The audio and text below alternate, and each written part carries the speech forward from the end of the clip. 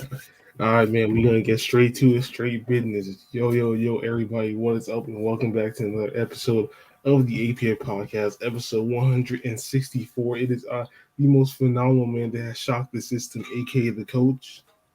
And it's your boy going forward. I hope you guys enjoy this nice special edition of the podcast on a weekday. It's Monday, the start of the week. Let's get right to it. So, we're gonna it's gonna be a little short and sweet. We're gonna talk about the NBA and NFL, the usual. So, I'm assuming that you watched like some of the NFL games that you've Oh yeah, seen. I did. I watched the Ravens. I did watch some of the Chiefs and Chargers. Some good games. I think the most surprising aspect really was the Cowboys Vikings 40-3. The Cowboys, They got their ass beat. Oh my yeah, they god. got beat down. I mean, Tony Pollard looks like he's the number one running back. He had 15 carries for 80 yards. He had 6 receptions for 109 yards, which means he had 189 yards on 21 touches for 2 touchdowns. They really, really came out well. Played good defense, everything. If we look at the stats of some of these games, it really shows you. I mean, only 183 yards total for the Minnesota Vikings, 110 passing yards, only 3.4 yards per play. They were 1 of 11 on third down, which is never good in football. And they allowed 7 sacks. 7 sacks, a fumble loss. I mean, they were just having a bad day. This is a big time loss for them, strictly because, people thought, hey, they could be challenging for a Super Bowl berth. I think that's probably over just because of how they played going up against a team like Dallas. Because once Dallas got up a lead, I mean, they pinned the ears back and just came for Kirk Cousins, and he was pretty useless. So that's quickly for that game. But the Cowboys look like they're right back on track, coming to a Thursday game against the Giants, who lost to the Lions yesterday, which was a bad loss. Lions are a good team, but again, it was the running game for the Lions. They played good defense as well. They played not really actually. They didn't play any good defense. They were just able to. They really, I mean, surprising that they won this game. But again, you look at the stats. The stats don't really tell you much, except they did rush the ball pretty well as a team. That's a bad loss for the Giants, knowing that they've got the Cowboys coming up. You know, gotta be careful losing those type of games. You lose against the Cowboys. Not only the Cowboys have the tiebreaker, they have a 1 game lead over you. So that's not great. The Ravens, that was a game I watched more. They really couldn't move the ball against the Panthers until the end of the game. They did move the ball a couple of times throughout the first half, third quarter, but they either, intercepted the ball or something really happened. So that was part of the reason why the game was so low scoring. Baker Mayfield's trash. Um, you know, I he was trash. like, he's on the Panthers. What's going on? What's going Yeah, on? as you all know, he got released for by the Browns once he got traded once he got Deshaun, who will be playing, I think, in 2 weeks. He will be playing against the Texans, so we get to see him here in his own stomping grounds in Houston. But Panthers, the defense was really good yesterday, but once the Ravens got those turnovers, short fields, Lamar cashes in. Not a great win, but a win nonetheless. So yeah, those are some of the games I watched. At least I did watch I did watch also the Eagles and Colts, which was a fun game. Um, the Patriots won the Patriots beat the Jets on the last second punt return touchdown, which was pretty Jets like. And the Jets have lost 14 straight games against the Patriots. So the Patriots own them no matter how bad they are. So that is it for me. So I'm very shocked that we're seeing a different AD. We're seeing the AD from the Pelicans. Now they're on the 3 game win streak, scored It's, 30 points and 18 rebounds. it's incredible how no LeBron. Now he has played. They have played like 2 bad teams, right? Like the Spurs are Yeah. bad, and the Pistons are not good either. So you would expect this. I'm just saying, we're just saying, can he do this against the better teams coming up? All right. And I have a hard time believing that. I Yes. really do. You got the Suns tomorrow. How about the Suns? I wouldn't look. I expect the Lakers to go on a little bit of a win streak here. They got the Spurs twice in the next in the next week. They had the Spurs twice. They have the Pacers who are better than people thought. Um, Before they have any kind of hard games like the Trailblazers. Well, maybe not Trailblazers because Trailblazers have no Dame Lillard right Actually, now. no, not yeah, not Blaze. I'm not the Blazers. I would say The Bucks are really the next hard game they have. So they have two hard games against two quality teams in the next 5 or 6 games. So we'll see what AD does in those. But I mean, it is a welcome sight to see him dominate a team like this, having another 18-point thing. And he really just needs to keep this going. It's not a trend because he hasn't done it against good teams yet. That's I mean, it I'm not surprised he dominates bad teams. Can you dominate the good teams? That's what we need to see from him. So hopefully we see that. mm, we got Clay finally emerging as the guy that we all know, and that he dropped 41 points and he was turned back the clock, dropping another 10, his sixth career 10 3-point field goal game. I So yeah. the same thing goes for Clay. Can he actually wake up and start, averaging the points that we know that he can average? Well, the interesting thing because I did watch his game is that he was making those threes that he was making, all the time, right? Like these barely Contested any. threes, off Yeah, screen threes, yeah, slip he was screen making all threes. those. And don't like this is the first game where their defense still was horrendous. I mean, the Rockets scored 120 points. Kevin Porter had 30 points. Jabari Smith had just 22. They still allowed them to score so many points. I mean, they shot four. I mean, Golden State shot 53%, 51% from the 3 pointer, and barely won the game because, as we all know, they allowed 12 offensive rebounds. I mean, I mean, 12 offense rebounds, that's a lot of rebounds. And Um, they allowed more points in the paint, fouled yeah, more. fouled more, exactly. I mean, those are what keeps, games close compared when you're shooting that well. But yeah, I mean, that was a good game. This is the first game where Andrew Wiggins, Klay Thompson, as well as Steph Curry showed up.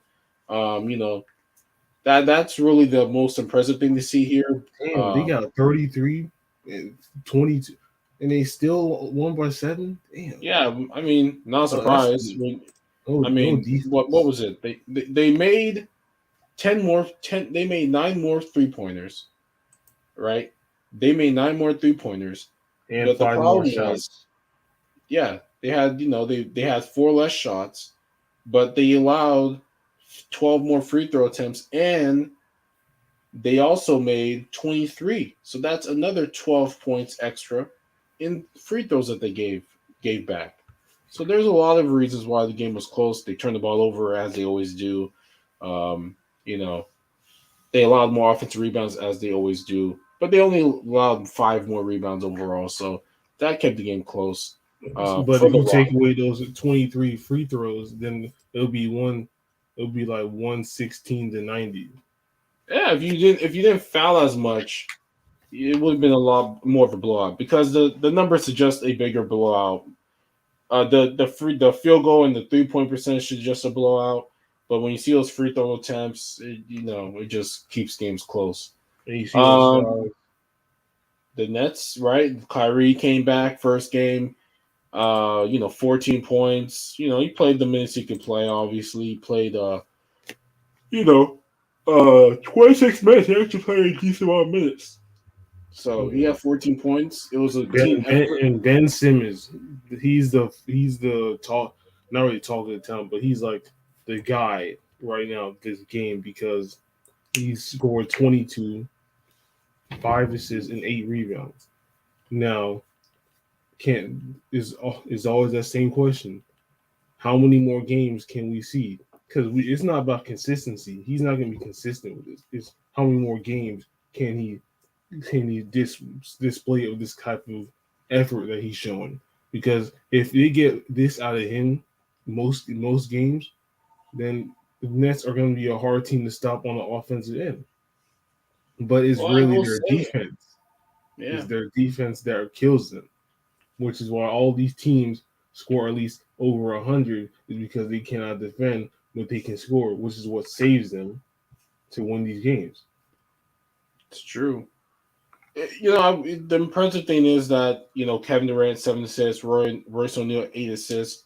I mean, it just shows that the team was moving the ball very well, and the offense was working in at optimal levels. Everybody cutting, moving, guys in trouble cutting to the basket. Because I saw some highlights of the game, so that was good. And with Ben Simmons, as you say, consistency is that can he give me 15 to 20? Can he give me 15 to 20 points? That's really what you need. And can the team continue to give you this kind of production? Yuta Watanabe, he's found himself a little home He's a here. low key sleeper. I like him. I like him. He's a low key sleeper. Well, they give him minutes on this team. It's great what you can do with the actual minutes. When you actually play 25 minutes on a team, it's funny how better people look. As you and again, look, every player in the NBA can play. It's all about minutes and who's ahead of you. But now that he's getting 25 minutes, he's on a team where they believe in him. They let him shoot the ball. He actually looks like a very good player for the Nets, and looks like a little bit of, like you said, a sleeper where I've seen him on the number one thing he's known for is getting destroyed by Anthony Edwards. That's what he's known for. But he played well for the team. He had 16 points. Kevin Durant is fine. I know may have not talked about, but he did have an interview with uh, Chris Haynes where he essentially did say that he's not looking for a trade. He's just enjoying the game. And I think that's a little bit of defeatist attitude. I do because he may have just said, I'm okay with not winning championships. I'm just trying to have fun. And that's cool. That's cool. But he said, look, the team we have now, not going to win the championship. Not even, I don't think Kyrie Irving and y'all going to win a championship. But at least with, Kyrie back, they could be a playing team. And, they are, if you look at the standings fairly quickly, they are ninth. They are 89 again. So that's good. Um, real quick. Uh, the Cavaliers have won 2 games in a row after losing 5 in a row. The The Celtics Celtics, are 13-3. They're on a they fire are right now. they are going crazy right now. Yeah, I haven't. I gotta catch a game of theirs, but they have been dominant all year long. Continue to defend. They won. Yeah, they won on the 18th against the Pelicans. They're playing the Bulls tonight, so we'll see the best team in action. I will be watching them, see how they And are. real quick, don't want to drag it on too long, but the differences between the Warriors and the Celtics is the Warriors are obviously at the bottom, and the Celtics have still remained at the top from coming off of last season's NBA Finals appearance. And that I don't really know too much on their sauce on how they still maintain top status. But the Warriors were just really out of sync. They had like so many, off the court issues. Not only off the court issues, the, Clay was not showing up on games, and now hopefully with this game, Clay's going to start emerging as that splash brother that he's always known to be. Whereas the Celtics ain't nothing really is really affecting them.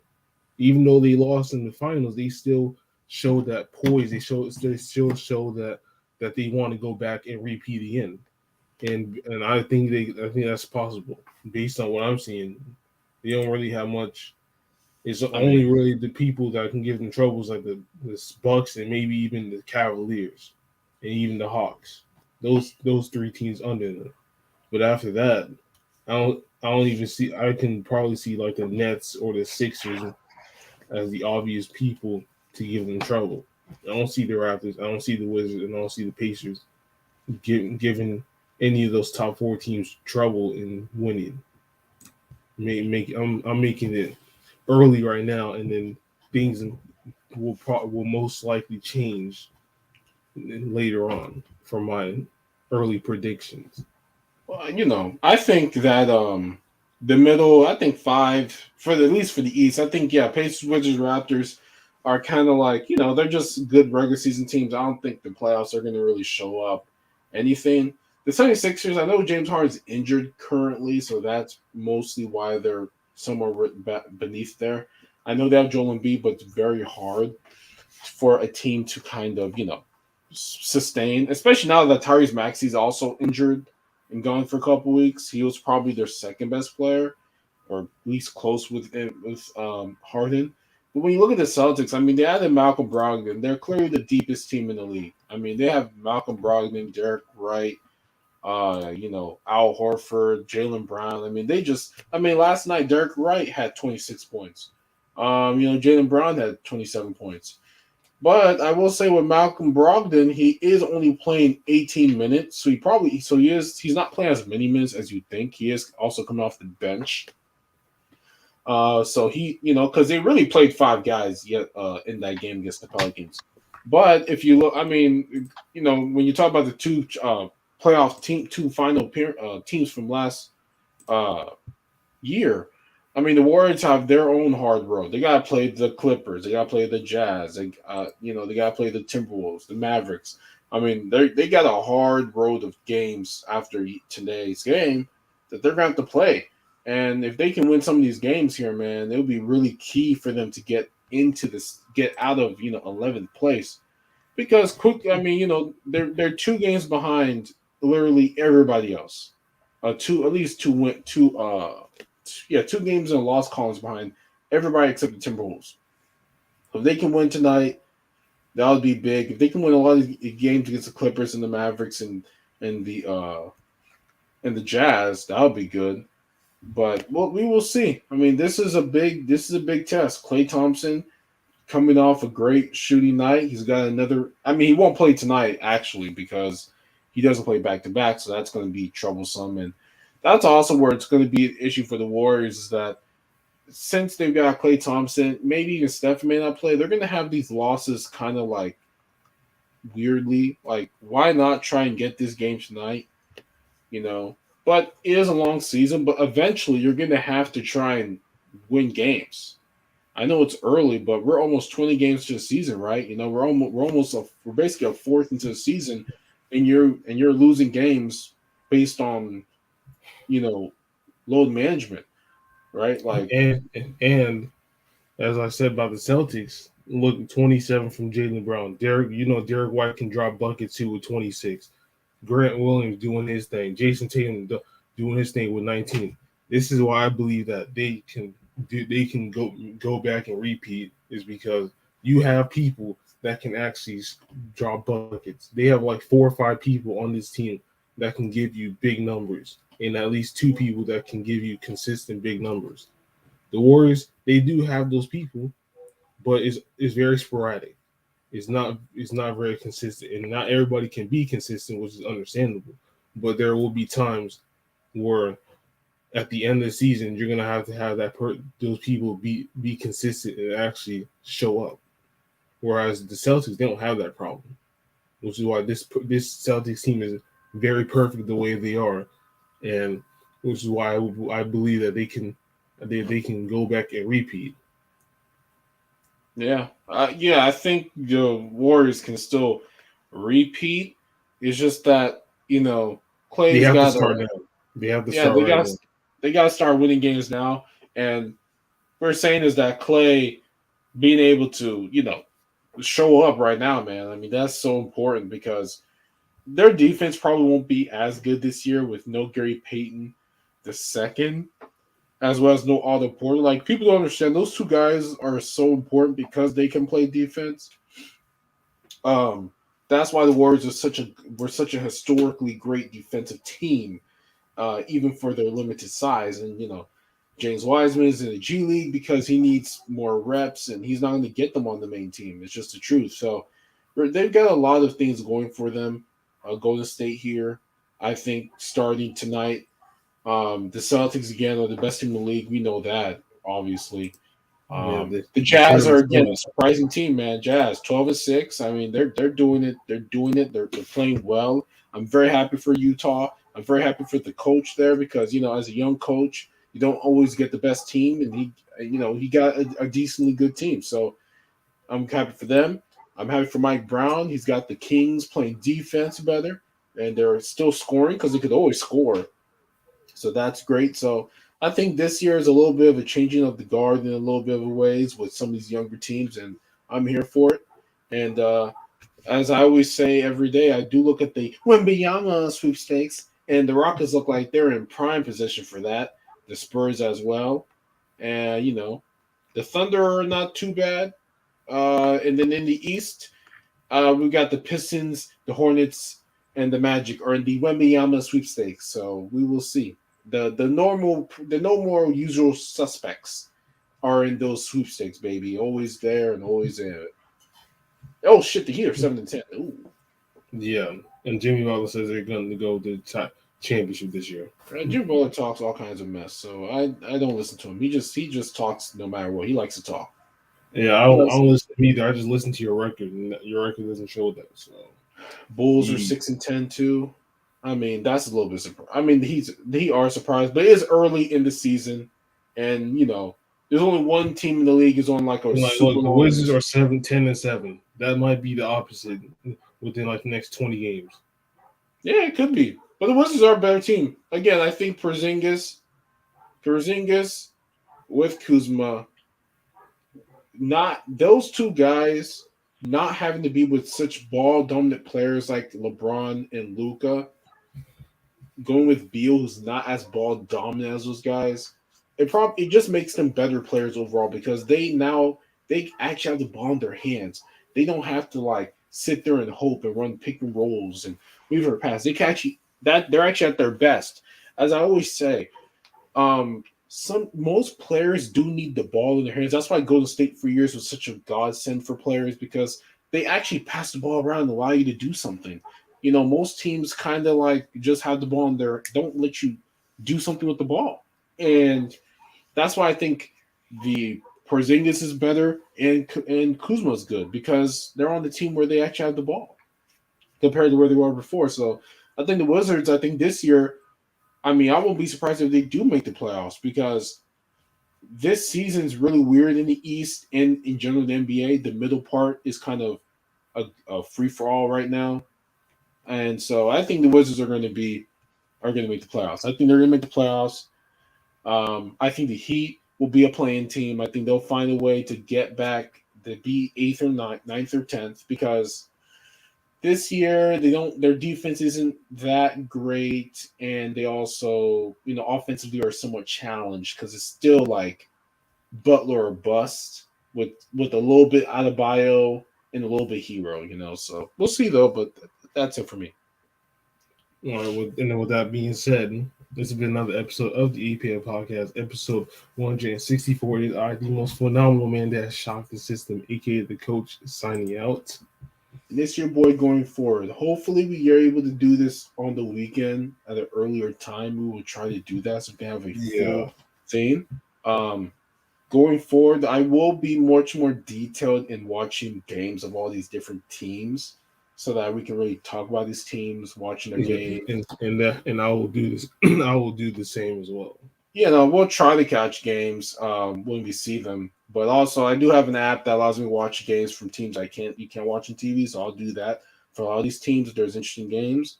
So yeah, that's what we'll do going forward. But yeah, man, we out of here Ah, make sure you later. like, share, comment, subscribe, bitch. There you go.